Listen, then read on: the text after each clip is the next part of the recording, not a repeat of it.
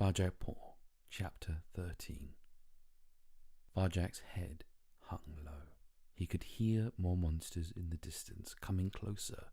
He couldn't face looking at them. What was the point? He knew now that they'd never stop and help him.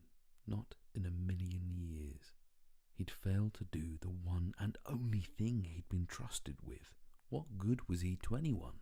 Julius was right. He was no Mesopotamian blue and never would be. He was an insect. Worse than an insect, he was a disgrace to the name of Jalal.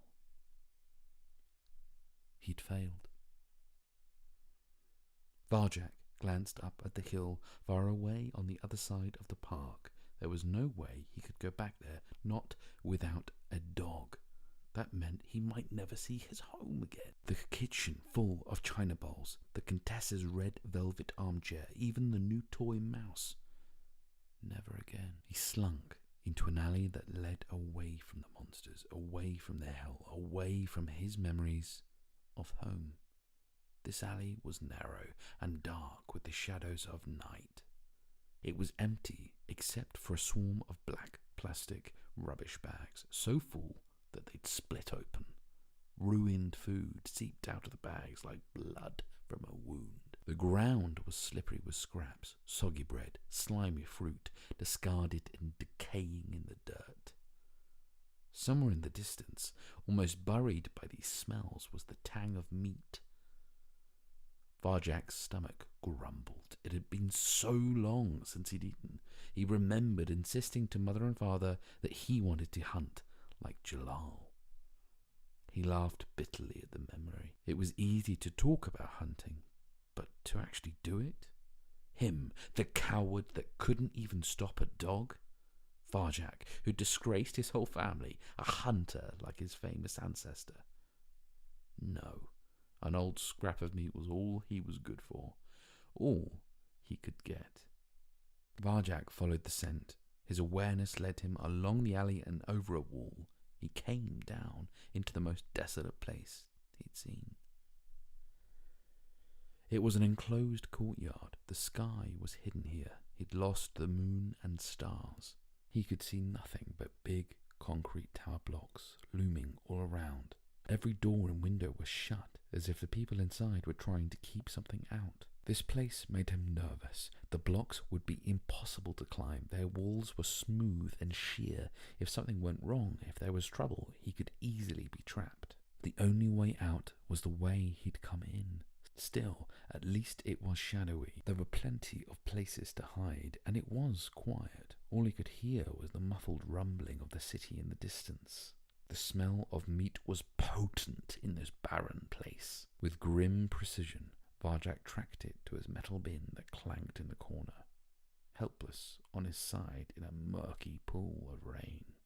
Varjak gasped, ducked, swung around. What was it? No one there, just a rustling sound. A plastic bag caught by the wind was circling him as if it was the hunter, and he was the prey. He let out his breath, told himself not to be so nervous, and turned back to the bin.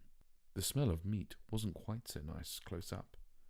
It was rancid, rotten. That was why he'd picked it up from so far away. His nose wrinkled. This wasn't how he imagined life outside. If only he could have a bowl of the gentleman's caviar now. But this was all he deserved. Varjak moved towards the bin, and the world erupted into violence. Out of the shadows, those perfect hiding places, 5 fully grown tomcats sprang. Not one of them wore a collar. Varjak put up his paws to defend himself. They were too fast. In a vicious blur of speed, they'd slammed him to the ground and pinned him there. The biggest, a massive, muscly ginger tom towered over him. It ripped his cheek with claws as sharp and white as lightning. Varjak howled with pain. "These are our bins, sonny," yelled the ginger, "and don't forget it."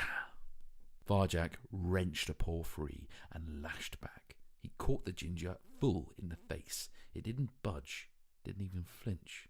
It just opened its jaws and spat at him.